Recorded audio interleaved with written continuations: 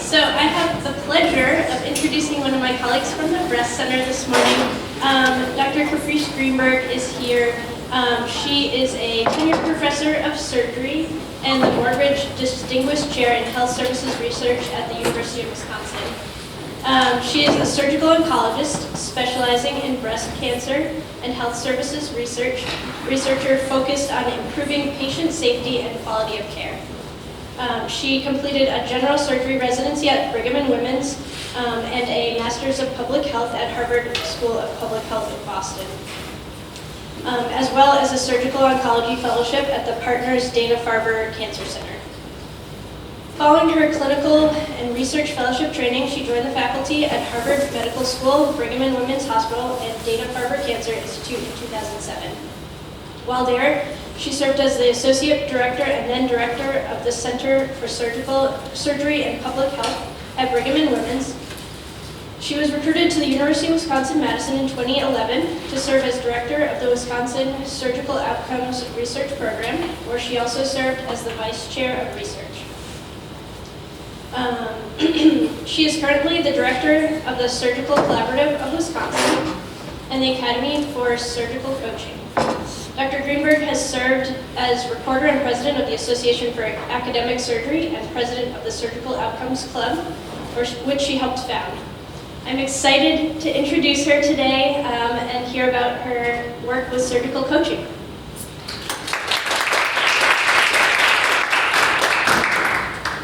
Great, thank you so much for the opportunity to talk to you guys. And I'm really excited because gynecology is actually one of the places where we've had a lot of traction with coaching, and so I'm really excited to share with you what we're thinking about and see what your reactions are. So I do have two disclosures. I am a consultant for Johnson & Johnson, and I am the founder and president of the Academy for Surgical Coaching, which is a nonprofit. I actually do not get compensated for either of these positions. So I want to start by making a case for surgical coaching. Why do we, there's a growing group of us who are really advocating for this, and why do we think it's necessary? Then I'll define surgical coaching, talk about how we're developing an evidence base for this, and then talk about the dissemination approach. And it's this last one that I think is where we as researchers and academics really need to be starting to focus much more. It's not enough to put these papers out there and expect for somehow them to get into clinical practice and policy. We have to actually start to be much more purposeful about how that happens as part of our research arcs. So let's start with the case for surgical coaching. So there was a landmark paper published in the New England Journal of Medicine in 2013, and this came from Michigan, where they have had state quality collaboratives for a number of years. The Collaborative for Bariatric Surgery had been in existence for over a decade at this point. And what they did was they asked all the surgeons in the state to send in a video of themselves doing a lap gastric bypass. They then sent those videos out to all the rest of the surgeons and asked them to grade them on a scale from 0 to 5 using something called OSAPS, which is a validated assessment of technical skill. And as you would expect, they found that there was pretty wide variation across how surgeons were rated by their colleagues. And in fact, in order to get this published, they had to send these to people outside the state, and what they found was that there was actually even broader variability when you got people from outside the state to evaluate. But perhaps the more important part of this is that they had been collecting risk-adjusted outcomes for many years. And so they were able to link surgeons' technical performance with their clinical outcomes. And what they found was that there was a strong inverse relationship between surgeon skill, which is here on the x-axis from 2 to 5, and risk-adjusted complication rates. So if you look at the person who has the lowest graded skill, they have a complication rate of about 18%. And if you look at the person who has the near perfect score, they have a complication rate of 4%. That is a huge magnitude of difference, right? And so this held up regardless of whether you looked at all complication rates, reoperation, readmission, emergency room visits, whatever you looked at, the surgeon's technical skill mattered. And we sort of always have intuitively known that, but this is the first time that it was quantitatively shown that what we do as individuals actually impacts how our patients do. And so let's think about our current surgical education paradigm. And from what I know, it's pretty similar in OB-GYN. It's based on summative written evaluations with little to no meaningful feedback after training, right? So during our training, and for us it's 7 to 10 years, You get some feedback in the operating room and in clinic, and we can talk about how effective that feedback is. But you take summative exams in terms of in-service exams, you take your board exams, and poof, you are a fully minted surgeon sent out there to practice. And what happens?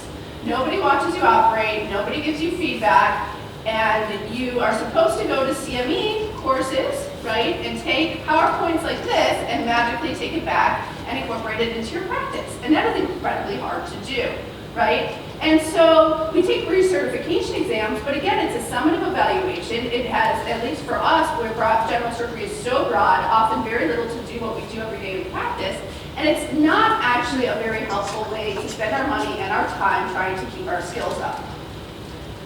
And so we're trying to make the argument that we need a disruptive intervention, right? What do we do in healthcare? We do iterative changes. Right? People aren't happy right now with MOC, so what are they doing in surgery at least? We're going from an every 10-year exam to an every 2-year exam that's open book. Again, incremental changes. I think we need to actually rethink completely the ways that we think about education once we complete our training. And I'd like to use this example. So this comes from the MBA, and what you see here on the x-axis is the game numbers, and then the number of three-pointers made. Okay? And if you look at 2013, 2015, Steph Curry was the best. He was the best. What was his motivation for trying to improve? Because he thought that people could do better. And so what did he do? He changed the way that he trained. He started wearing goggles that made his vision disruption. He started taking shots from much further back than anybody else had ever taken. And so it increased the size of the playing field on the half court. And so, I guess I should say court, not playing field. Getting my sports mixed up. But the point is that what he did was he completely shifted the curve, right? Now, if we, as people who are very good at our jobs, started thinking a little bit differently about the way that we improve, perhaps we could shift our outcomes for our patients in a very meaningful way.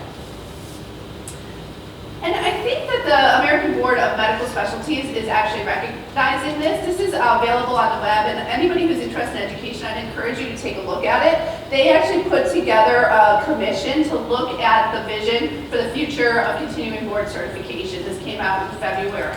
And what they did was they said that continuous professional development must be improved. The boards have to offer alternatives to burdensome, highly secure point-in-time examinations of knowledge, so those written exams. Continuing certification is unique from initial certification and needs to be formative to support practice advancement. Again, very different, right? Formative feedback, something that's actionable, something that's specific to you, something that you can change to be better. Summative evaluation, pass or failure recertification course.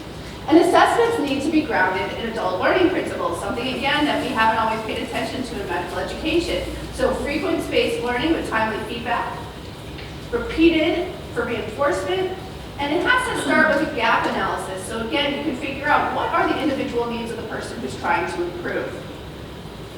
There were a number of other points in this document that aligned with coaching, as I'm going to be talking about it today.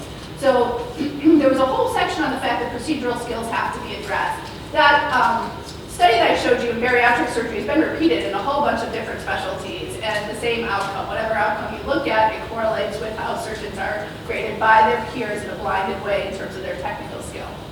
So for procedural skills, where it's a major component of practice, there has to be a way to assess technical skill and to provide learning when it comes to technical skills. The board recognized that approaches to this are nascent and challenging, but as the technology advances, the boards need to work towards incorporating skill learning and assessment into continuing certification programs.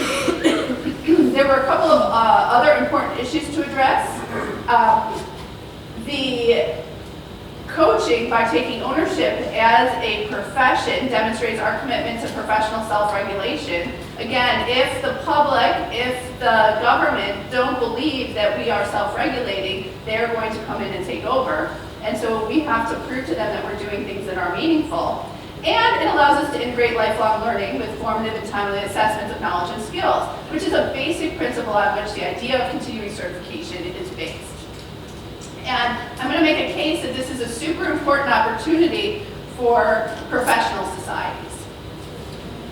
So Coaching aligns with much of the vision that's described in the ABMS vision for the future. And if we look at other disciplines, we know that coaching has been used for a very long time. So when I came here in 2011, I had just started working in coaching, and it was awesome to come to the University of Wisconsin, where there were fantastic coaches. So we spent some time with the football team. We got to interview Bo Ryan about what he does as a coach, what he thinks makes a good coach, as Big Ten Coach of the Year for so many years. We went over to the music school, learned about how musicians use coaching, and we spent some time in the education school and actually ended up with a collaborator from the School of Education who was involved in coaching for teachers, which has, again, become a core of their professional development. And, again, if we look at the people who are being coached in these different disciplines, they're experts. Tiger Woods has a coach, Nadal has a coach, and the idea that we as surgeons, because we're professionals in some way, don't need a coach to help improve is really quite counterintuitive. So the whole goal here is to avoid what Hans Eriksson calls the Proficiency Flats hole. So what he says is that as we get more experience, our performance switches from cognitive to autonomous. So if you think about, if anybody has a toddler, and think about how much time, energy, and focus it takes for them to walk and to talk, and compare that to how much time, effort, and focus it takes for us to walk and talk, we understand how this can happen. Anders Ericsson makes the argument the same thing can happen with higher skills. So if you're in practice, in clinical practice for 10 or 15 years, you get very comfortable with things. You start doing them in the same routine, you start doing them the way that you're comfortable with, and you stop improving, you plateau. And so what we're saying is that we think coaching can help to transition from clinical practice to deliberate clinical practice through coaching. The other person who talks about this is Daniel Pink in his book Drive. He talks about the asymptotic curve of mastery. And it's this idea that as you get more experience, if you're a true master, you can continue to improve because you're trying to reach perfection, you're never going to do it. So the increment by which you improve gets smaller and smaller, but there's always space for improvement. So there has to be a better way than what we're currently doing when it comes to continuing medical education. Right now our goal is basically to have a floor and say that people meet some minimum requirement. And what we're saying is that the goal actually has to be continuous performance improvement, so that rather than providing value for just the few at the bottom, we are perhaps providing value for everyone regardless of where they're starting at in terms of their skill set. So it has to be based on formative evaluation, lifelong learning, meaning that it's learner-driven, interactive, and distributive, that there's self-assessment involved, and that it leads to practice modification and improvement. So I've used this word coaching, but I haven't actually defined it. And I found actually, as I've gone around talking about this, that lots of people push back on this in healthcare and say, well, I've been doing coaching for the last 15 years. This is what we do. It's just a fancy new word. And I would argue that that actually shows that people don't understand what we're talking about when we talk about coaching, because this is not a technique that is very often employed in healthcare. So coaching is about unlocking a person's potential to maximize their own performance. It is helping them to learn rather than teaching them. It's about providing objective and constructive feedback to help someone else recognize what works and what can be improved and inspire them to maximize their potential. It takes a shift to do coaching, whether you're serving as the coach or as the participating surgeon. When we go to the operating room, we have to be experts, right? Patients' lives are in our hands. And as experts, we know the answer. And if we know the answer, we can show a little curiosity. We rely on habits, routines, and rules, and we feel confident, comfortable, and complete. Now, the way that you're going to improve requires a little bit more discomfort. It requires you to shift into a learner mindset, where you can wonder about answers, where you can show great openness, where you can challenge assumptions and beliefs, and where you can continuously test confidence and accept discomfort. Now, Brian, I think a lot of people think, well, isn't that what M&M is for? And I didn't see your M&M this morning, but if it's anything like ours, we don't really do this stuff. So what we did, because we spent about 4 or 5 years really looking at other disciplines and going through all the literature in related fields, was we put together this Wisconsin framework so that anybody who wanted to create a coaching program could understand what are the things that you need to think about, because we didn't want everyone reinventing the wheel. So if you look at this big blue box, this is the coaching context. So is your coaching going to be video versus live? And I'll talk in a minute about why I think video is much better. Peer versus expert, institutional versus regional versus national. So for peer versus expert, I might have a slide on this later, but it's the idea that expert coaching is basically when you're interacting with residents, fellows, or somebody who wants to learn a new technique or a new procedure. So if you have a skill that you're trying to impart to someone else, using coaching techniques, that's expert coaching. If you are working with a peer and trying to help them to improve, and you're equals when you come to the table, that's peer coaching. Most of what I'm going to talk about is peer coaching, but I'm going to give you an example of expert coaching. And then what level is your coaching program? Institutional versus regional versus national, and there's reasons to do it at each of those levels. The green are things that we want to account for, be aware of, but not necessarily design the program around, meaning that we want it to be open to every surgeon, regardless of their experience, skill level, interpersonal skills, disposition. We want it to be able to be in any operative context. So what's the clinical scenario? What operations are you talking about? What are the characteristics of your system?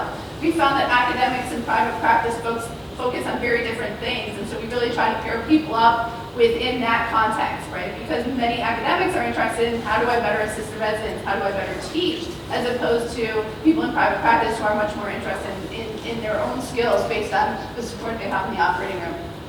The blue are the things that you can control, right? So how do we identify and select and train coaches? How do we find the people that have the right knowledge, the right experience, the right disposition? And then how do we make sure that they have these interpersonal skills? And then finally, the focus of coaching and the activities of coaching, which I'm going to talk more about in a second.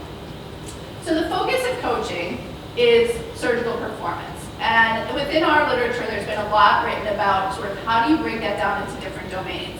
It's important to recognize that this is completely artificial, right? All of these things are interdependent, which is why there's all those blue arrows going all over the place, because you can't really talk about technical skills without talking about decision making, and you can't talk about situation awareness without talking about interpersonal skills, right? They're all interrelated. But in general, you can break it down into technical skills, cognitive skills, interpersonal skills, and then one that we didn't recognize was stress management. This started coming up a lot during our coaching sessions. So how do you recognize when your case is starting to go south? How do you manage that? How do you recognize your own physical and emotional response to that? And then how do you get your team engaged to continue to support you when things aren't going as smoothly as they could? And once we recognized that, there actually were a couple of papers that came out that talked about expanding our conceptual framework of performance to include stress management. So when it talks about what are the actual activities of coaching, right? What are the competencies that you need to become a coach? Because the only people that can coach surgeons, I truly believe, are surgeons when it comes to technical skills. You don't have to do the operation that you're coaching somebody on. You don't necessarily even have to be from the same field, but you have to understand the fundamentals of anatomy, of surgery, of operative technique. But the competencies that we don't necessarily have from our training are those interpersonal skills. So, active listening. It's critical to develop trust, rapport, and develop powerful questions.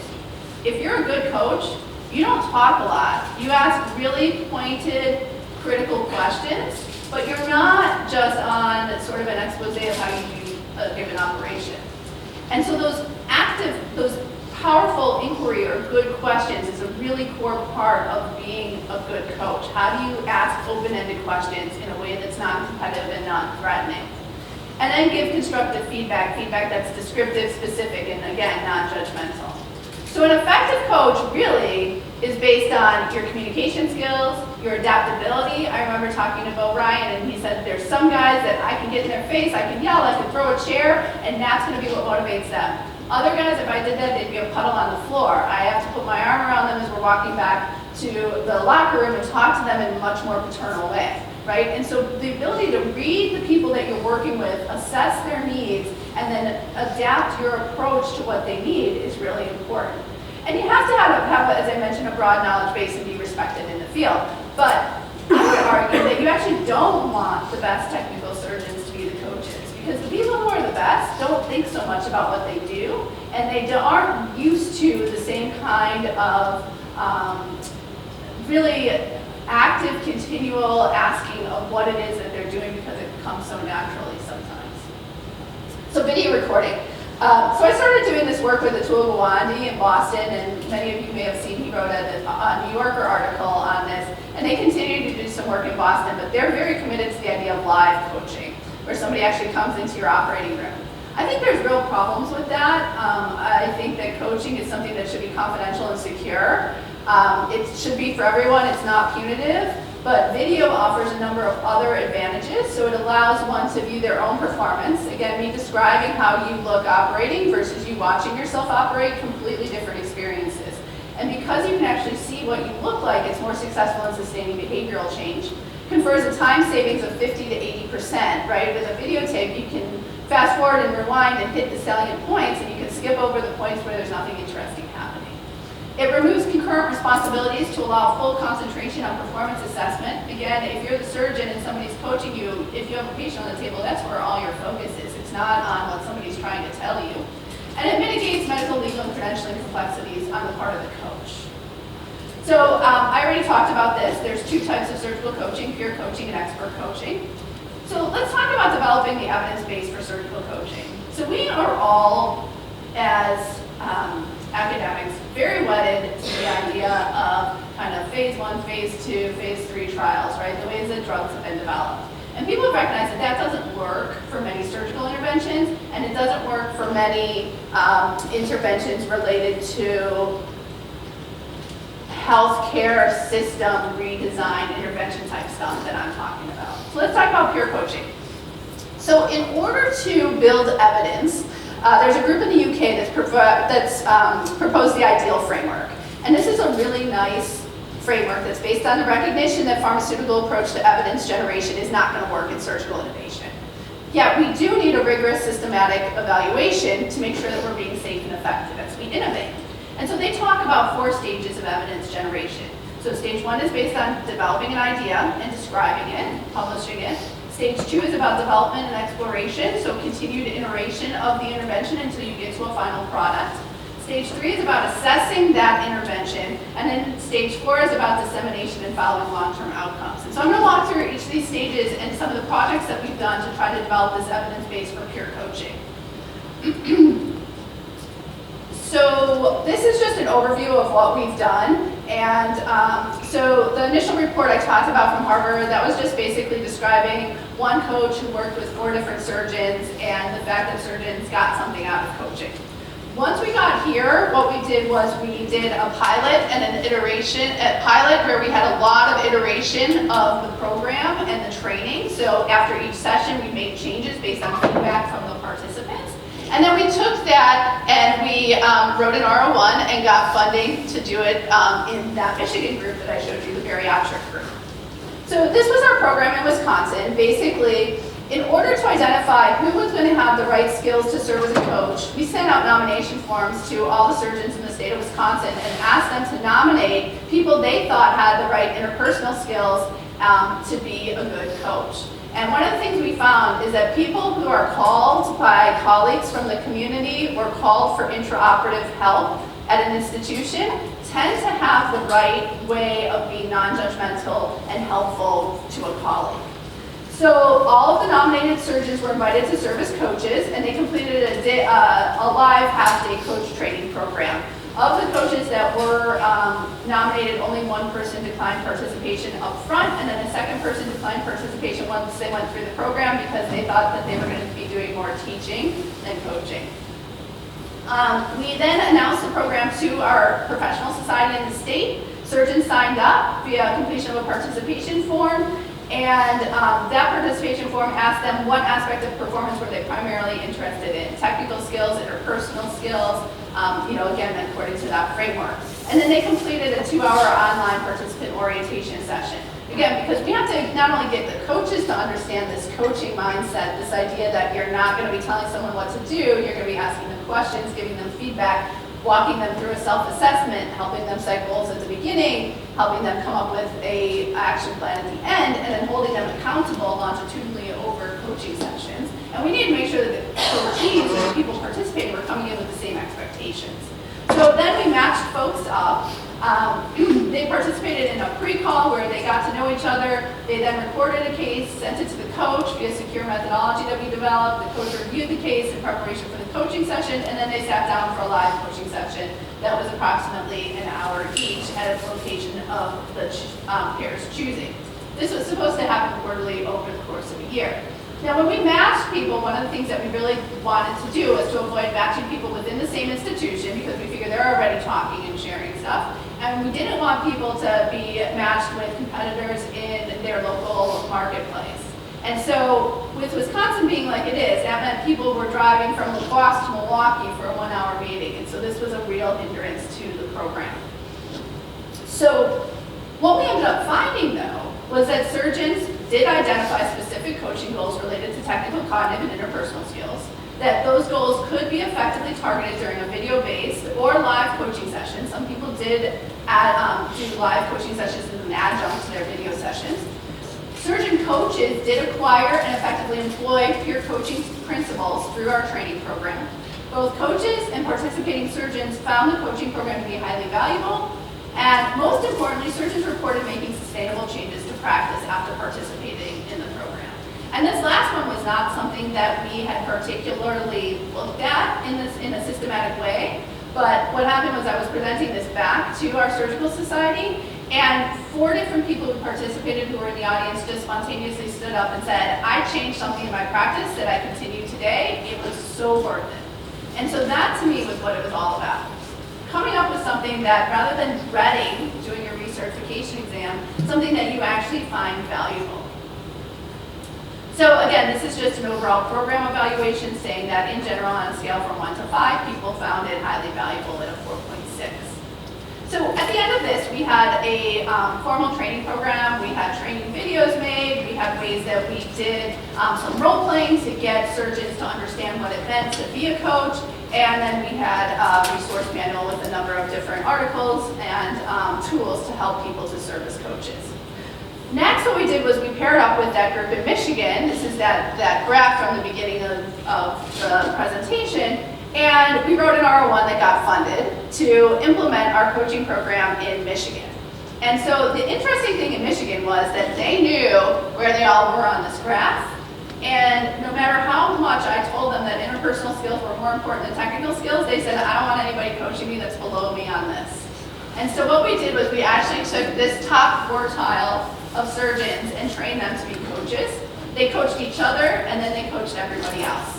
And the great thing about that for me as a researcher was I got much more variability in their coaching competencies, but not everybody was exactly cut out to be a coach, nor did they necessarily enjoy it.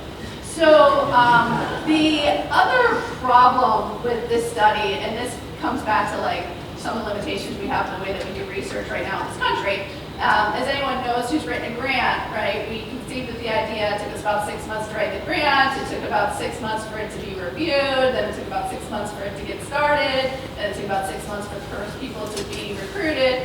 And during those 2 years that we were trying to get the program off the ground, bariatric surgery switched from doing laparoscopic gastric bypasses that has a complication rate of about 10% to doing sleeve gastrectomies that has a complication rate of less than 2%.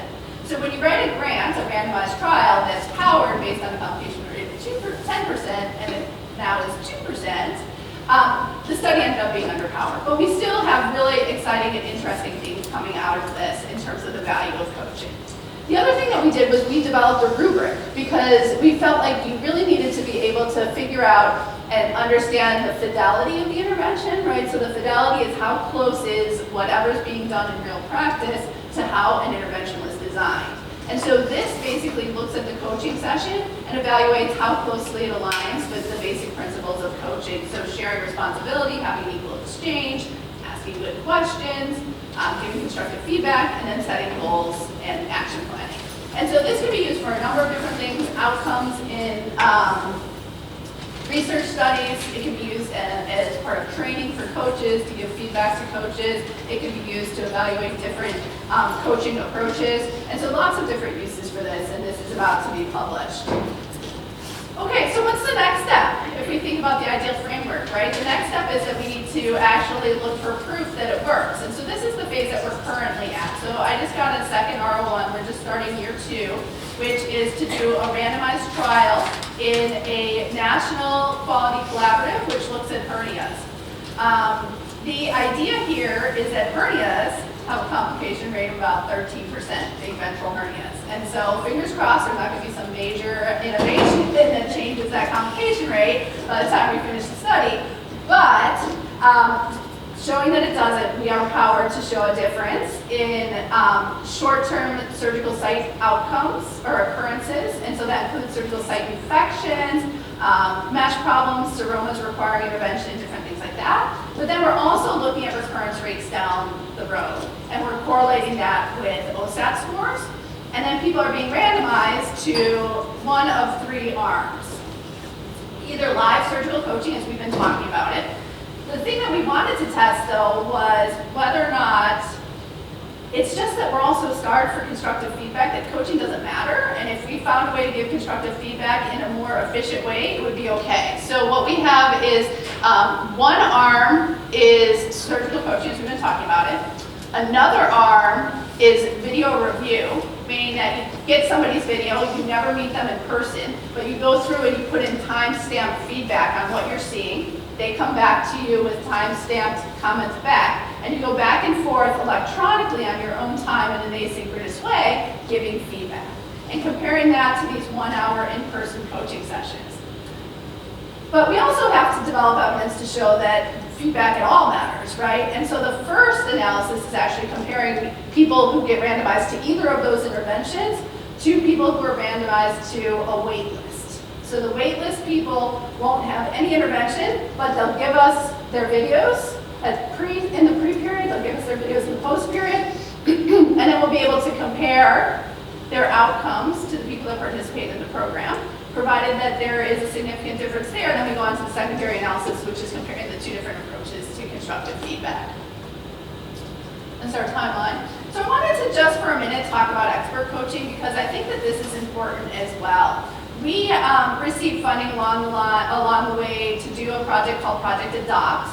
This was actually Carla Pugh and my husband Jake Greenberg were the co-PIs of this project. But they basically gave us money to go back and sort of do this pilot iteration again and try to figure out, okay, can we figure out how to employ coaching principles in an expert setting? And so this is really important because we've recognized that nobody right now really has ownership of how new technology and new procedures are introduced. And so I think that that's been very clear over the last 3 to 5 years as we've been going through what's been happening with Intuitive over technology, right? So there have long been questions about how well doctors are trained on the machines and whether the devices are better for patients than traditional methods. And so there's a real need for industry to have a way that they can support and feel secure that people who are using their new technologies are well trained. And right now, what happens? People go, they take a weekend course, and then again, they come back and prove they're supposed to integrate that into practice.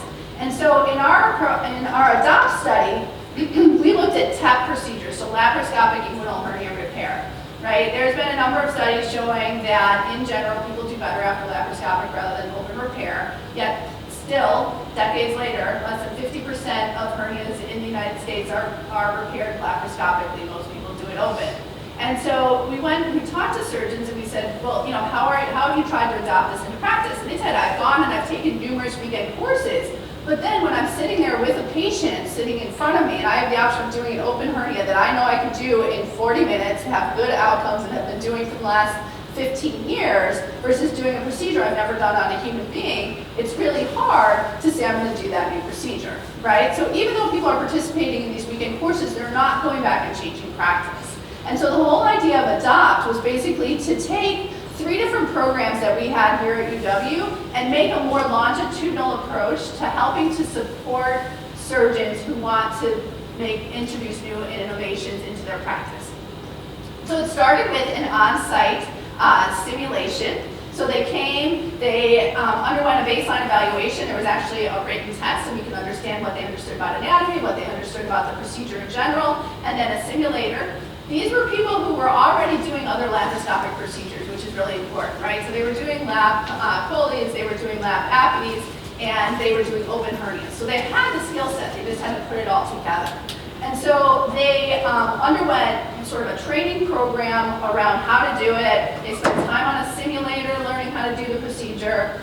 They then went to the coach's institution, which was here, and we have this thing called the Gloves On program that's run by John Matsumura, where people can get credentialed to come in for a day, and they go into the operating room with our surgeons when they're trying to learn a new procedure, and they act as the first assist. So they did 3 to 5 cases here. They did 3 to 5 cases here at UW or over at Meriter, where they were assisting and then gradually doing more of the case with the attending surgeon.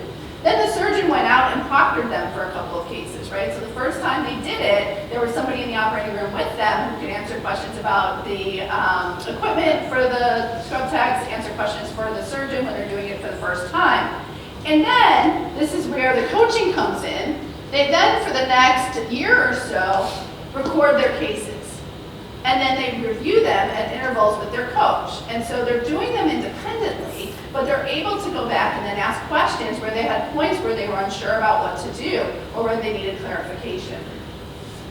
So all of this together has led up to about $6 million of funding to support building evidence around coaching. And I've been at this now since 2009, so this is sort of my 10-year mark of trying to develop surgical coaching.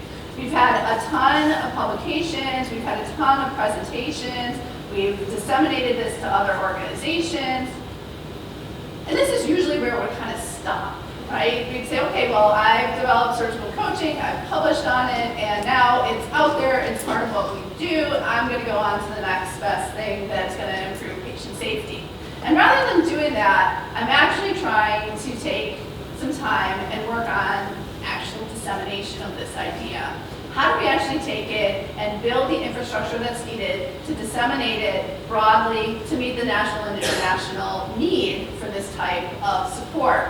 And so this is being done through the Academy for Surgical Coaching. We've had funding from the CTSA here so far and are working now with industry and charitable donations to start a nonprofit. And the goal is to be able to have continued observation and refinement, but also purposeful and intentional distribution. So what we're trying to do is really to disrupt our current approach, right? So there's an opportunity here for collaborative learning that can impact individual practice and quality. And again, I talked about this earlier, I'm not sure what's happening in your societies, but I have had some conversations with SGS. Our professional meetings really need to evolve programming based on adult learning theory. And we need to demonstrate that going to those meetings adds value, right? So we all now have $5,000 worth of professional funds. And if we're going to go travel to a meeting, which I would argue is incredibly important for networking, for professional development, for all of these things, I mean, I can't tell you the last time I went to a session at a meeting because the PowerPoints are not always that relevant to you as an individual. And the chances that I'm going to hear about something and again then go back and be able to change my practice based on a presentation is kind of silly. And so there definitely is value to some of those presentations. I would argue in the room next door, there should be a whole bunch of computers set up with a whole bunch of trained coaches. And you can come to your professional meeting with a video from your last 3 cases and sit down and somebody can coach you and identify goals and ways that you can improve. And if you like that coach, you can set up a longitudinal relationship with them where they can hold you accountable and you can come up with an action plan and you can make changes to your practice while being supported through that change. And so I think this is the perfect time for this. I think we're really at a pivotal moment. Surgeons feel professional responsibility given this emerging data on the relationship between our surgical skills and patient outcomes. The ABMS boards need programs that are going to meet these continuous certification requirements that are laid out by that future visions for continuing medical education.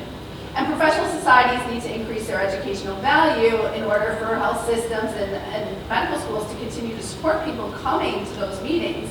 And they can do that through individual collaborative learning activities like coaching. So surgical coaching programs and video review programs are being developed. I mentioned that Harvard has a program that's ongoing.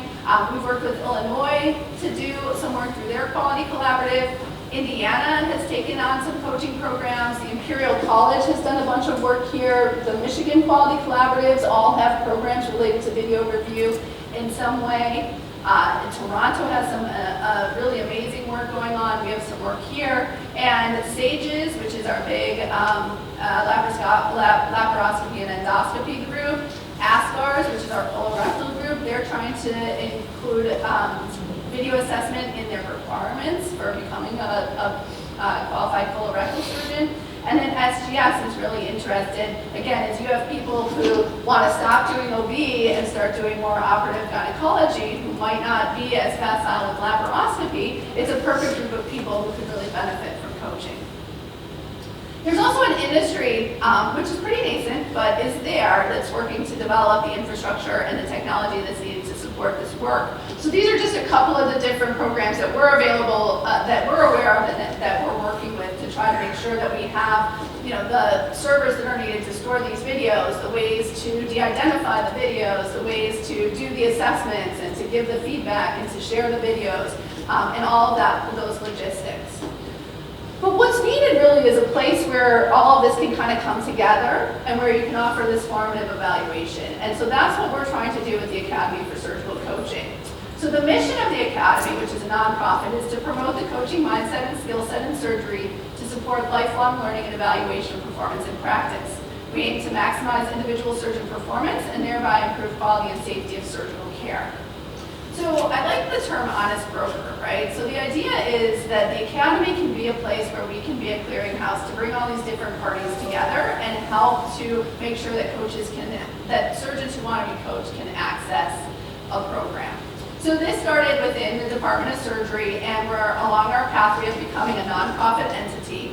It's a nonprofit, meaning that we won't make any profits. That's not the goal. And any surplus that we get from our coaching programs will be reinvested in research, as well as to support coaching programs in settings that might not be able to afford it, like small rural hospitals or low and middle income countries. And our goal, again, is to bring together credentialing bodies, so the different ABMS boards, industry, institutions, and surgeons that are interested in surgical coaching. And so this is sort of our conceptual model for how it all fits together. The Academy is really there for engagement, dissemination, implementation.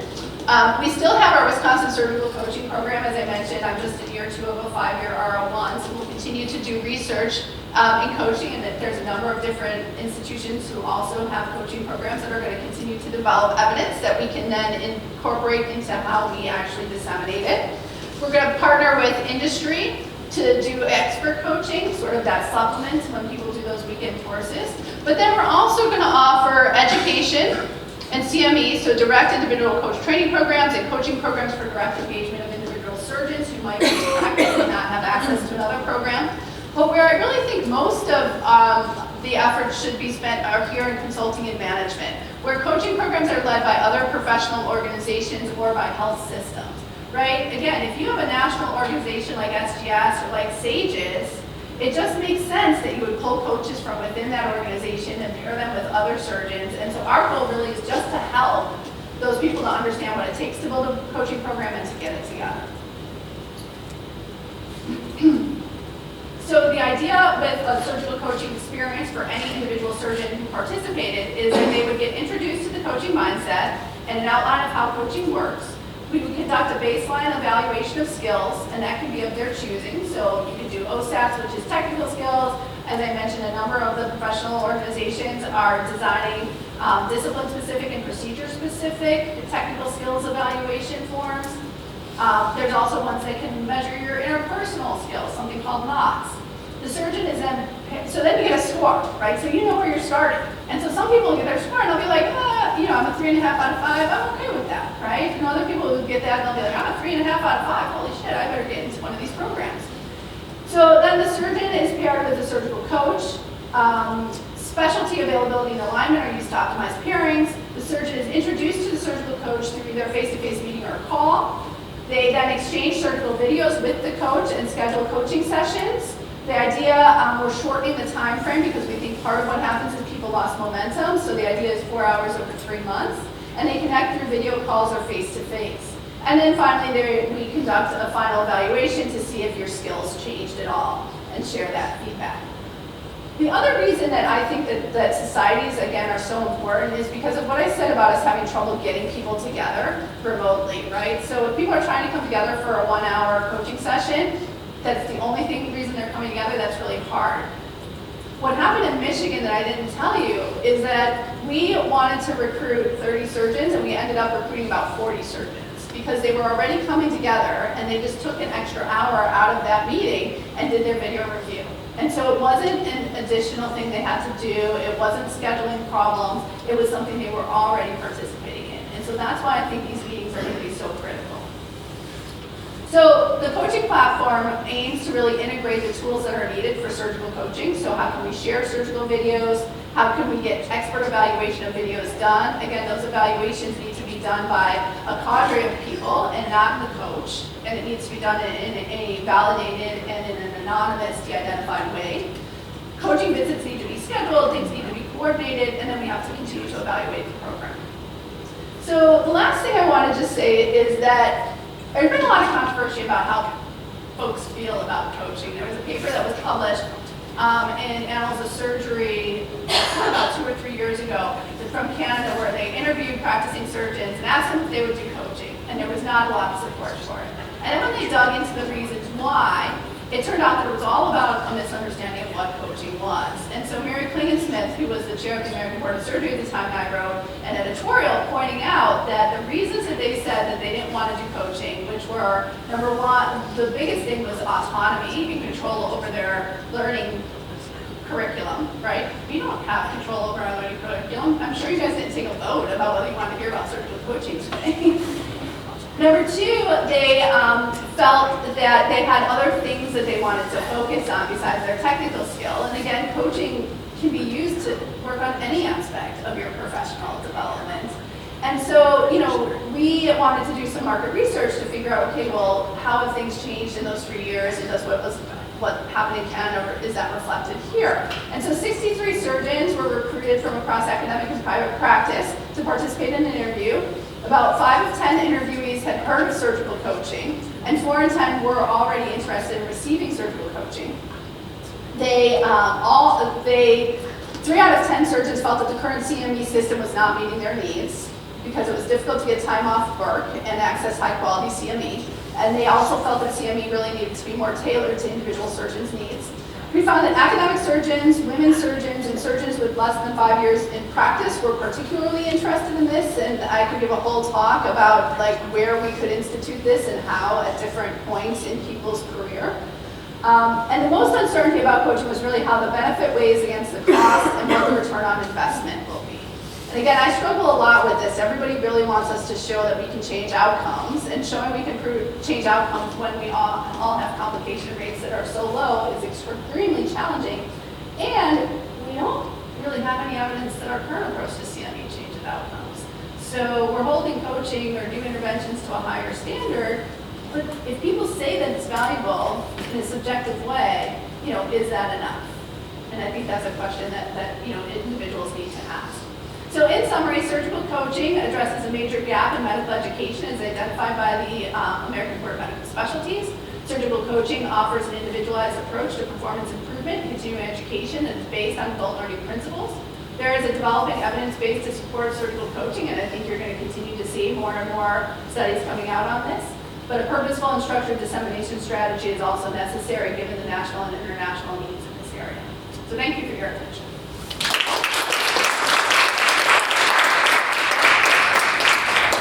Thank you so much. I think we have time for a few questions here. I have a couple of questions. I really enjoyed your presentation. There's a few things that I can wait for some and I feel that there's this notion that is ingrained from very early medical training that you can teach the young people that is possible. I think you need to there's this notion that you need to study, you need to do your roots and your questions, and then at the end of residency, your surgical skills are just going to come and be like, it's like, and you're doing questions and doing these and that, but not including the surgical skills of the residents. For coaching specifically, I think that, I mean, I know most of your companies like focus on practicing decisions, but I think there's a big opportunity for doing that in residency as well. I worked at an institution before where every single surgery was by default rewarded. And we would go to the server, and there was a meeting room where you would go with your head working on your presentation, you put it up, and you see the results. We'll talk. I need to understand what institution that is. It was great for like for M&As or for like the application. You have to go get your CD and then review your attending. You know, like is working for long or change this or do that. But it was something that was possible because you never know when a case is going to present to the learning opportunity. You're not recording anything and it's not. And I think another way we do that in residency is surgical simulation. We did when I was guiding chief, we did these simulation exercises where we have these like dedicated 1 hour time where we would do very specific like cuff closure. It was like a hysterectomy. It was strictly like change the needle, like very specific things to improve. And if you got like an improvement in one like little thing, that was something. And most of the universities really liked it, but it will be something very like maybe the board have like very specific programs to coaching. Yeah, so what you're talking about there at the end is really that whole concept of deliberate practice and why it's different than clinical practice, right? Because in the OR, you can't change how you did something and do it over again, right? And so the idea that you can really do an activity just for the purpose of changing and doing it better is deliberate practice. I completely agree with you that coaching needs to have a role in residency and fellowship. We did a study in conjunction with the people at Harvard where we had surgeons and residents just spend 20 minutes going over a video after a case and then looked at the educational activities.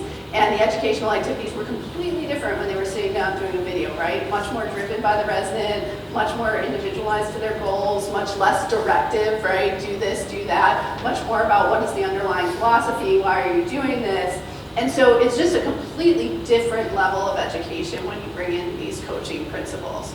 So there's, in terms of the idea that you should be recording every case, there's a company in Toronto that has something called a black box based on the idea of the black box in aviation, and it's exactly that you should be recording these videos so you can go back.